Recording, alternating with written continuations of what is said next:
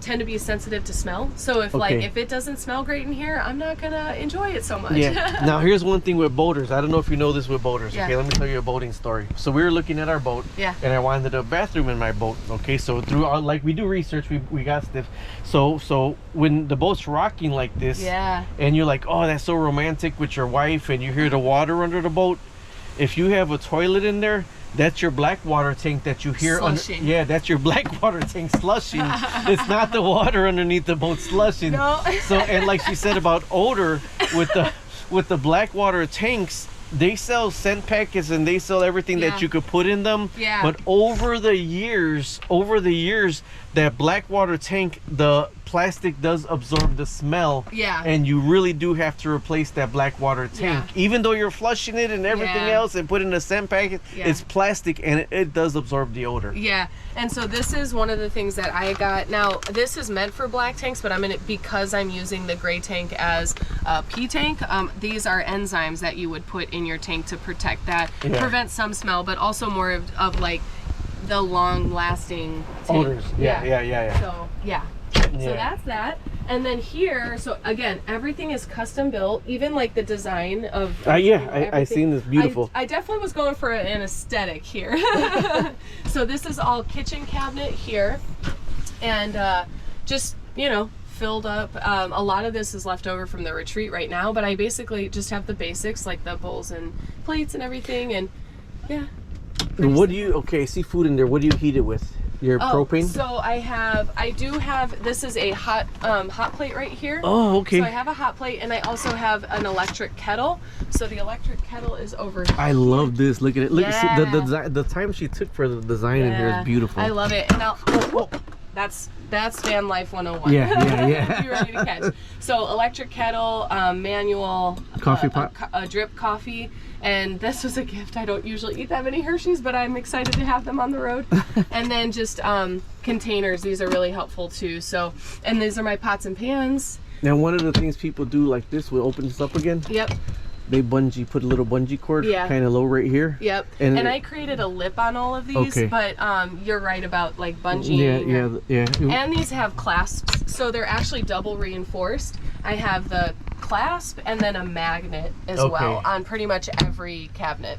I didn't want to buy in the camper we had the RV clasps.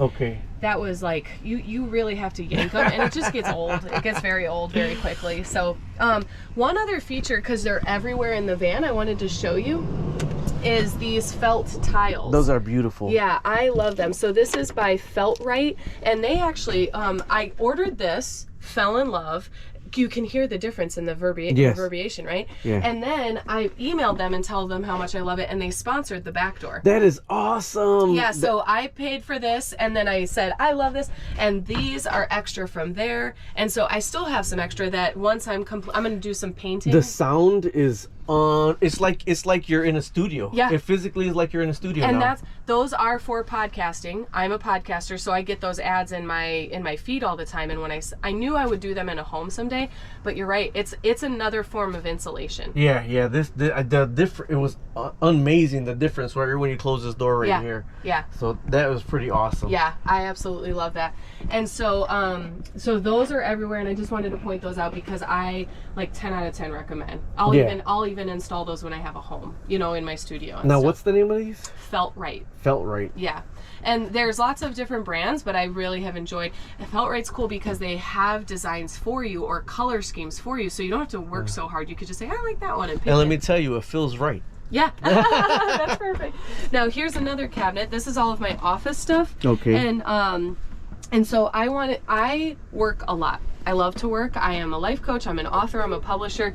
Where I spend about 80% of my time is working, and so I wanted to build a really nice desk space. How do you keep the chair from moving? So this is a bungee cord. Oh, okay. Yeah, because trust me when I say it will roll everywhere in the whole van. Yeah, okay. So I left this nice and open, and then the bungee cord just holds it right just like that. That is awesome. See, these are little things that you have to think about. Yeah. These are little things you have to think about. And I'll tell you, my trip on the road, because I didn't do this before I left on my 3-week trip, and I was putting a box behind it every day, every drive, and that got old really quickly too. Because when it's so small, a major piece of the puzzle is that things have a place. Because if you're moving things to, like if I have to take everything off my bed to then go to bed, and then when I wake up, I have to put everything on my bed, it gets really old really quick. Now here's one thing that we both know. We both know Ixa Coffee, right? Yes. You know they have a van and they went off grid for a little bit. Oh yeah. Okay, so they did an Astro van, and did you know that they knew me when they were building their Astro van? They watched my YouTube videos. Oh my gosh, that's awesome. But he's tall. So Jose, how tall was you? Jose's probably 6'3". We went to high school together. Really? Yeah. So his problem was when they built the bed like this for the Astro van, he had no headroom. Yeah, because they wanted a lot of room under, but then so they had to take that out and they had to put it on the floor. Yeah. So you see me, I'm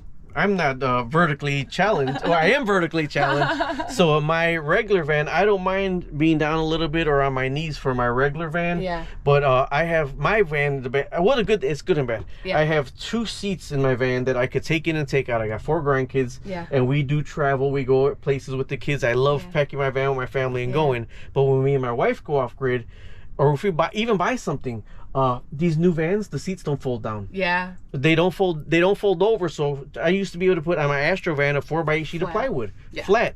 And these new vans do not do that. So if we got to move it, I'd have to pull the van seats out, pull the pizza, and they don't fold. So they're not easy to carry anymore because they don't fold over. Right. And then I got to store them. I got to store them in my garage. I got a 1-car garage. You know how much 2 seats take up in a 1-car garage? I mean, basically the whole spot. But if my wife do go off grid, we have the foldable beds. They trifolds. We have 2 of them, and they just sit in the corner of the van. Yeah. So we take those, and anywhere we're at, or if we stay with family, we have our own trifold beds that we have with us. Yeah. Unlike her, I built the 48-volt battery with a grow watt system on a dolly. Yeah. And I thought that was going to be, this is going to be awesome. It was a pain in the butt taking it everywhere. It really was. So with your panels on the top, I'm happy is 100% the way to go. Now, how much, are you able to power? Yeah, so I power a fridge. So I have, this is a 3.4 liter fridge. I originally bought a 1 because I didn't know the cubic liter measurements, and it couldn't hold like a stick of butter. I was like, oh, this has got to go. So this is actually everything I need. So it powers this constantly. I can run the hot plate and the kettle without worrying. And I did get the propane tank or the propane stove in case, or have that. Also the lights all night. I can run everything.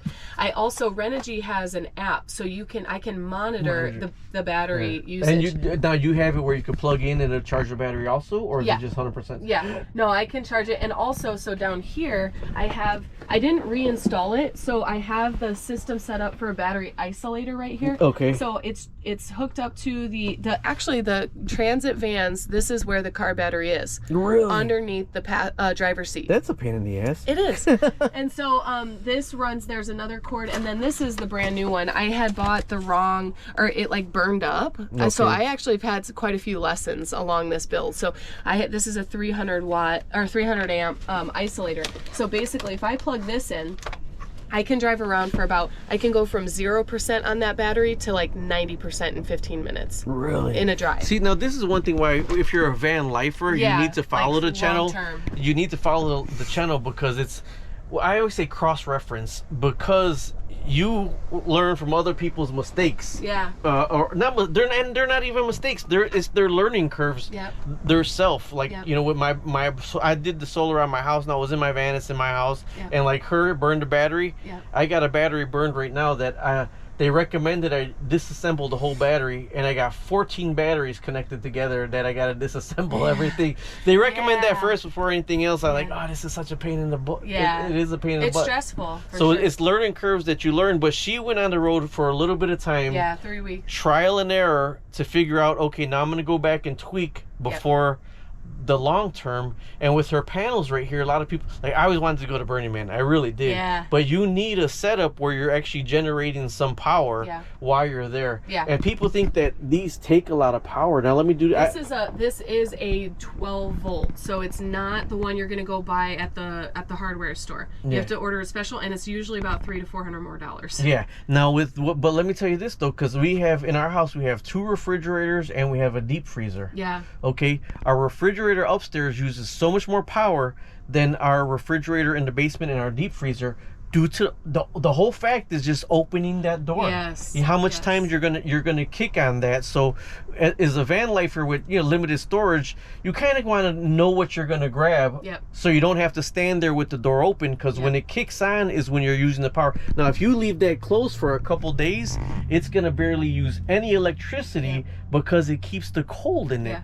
This also has the dial, so I can decide how cold or warm it needs to be. So her wine has to be chilled just right, I guess. Something like that. And one thing for a van lifer too, let me tell you this, since everything is in here, okay, because I do drink, right? Or I do drink, but it is illegal for me to have an open container in my van when I'm traveling. Right. So depending on if you get pulled over and how nice or how friendly the police officer is, even though this is a van life and this is like a mobile home, if I have an open container in here, I can actually get in trouble. It's supposed to be somewhere outside your vehicle that is not in the vehicle. Yeah, which is a challenge. A lot of people, I mean, with the old vans like your dad has, they would have the spare tire on the back.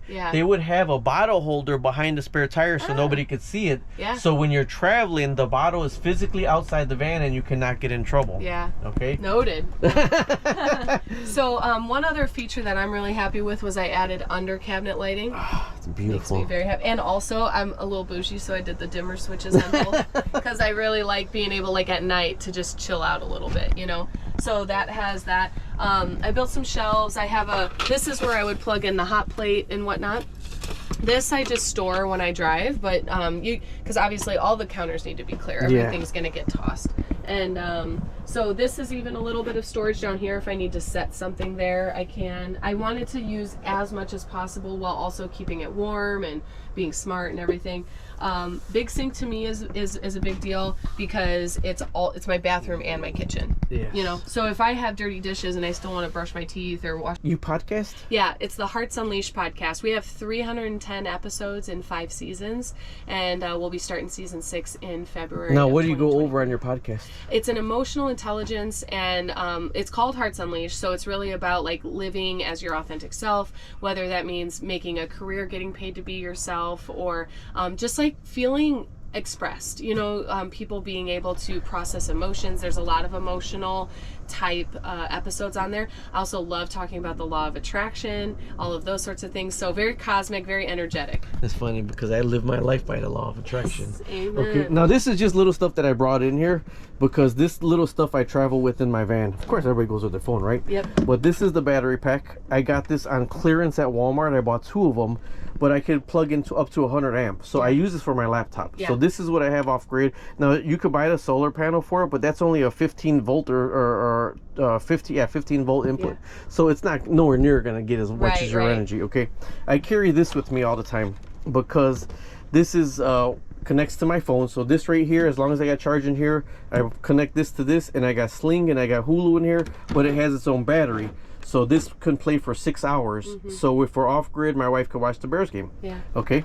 This right here, she has her fans up here and she has her battery in here. I have my little van, and when I was in the hospital and my daughter was having the baby, I was sleeping in the van. It was hot as sin.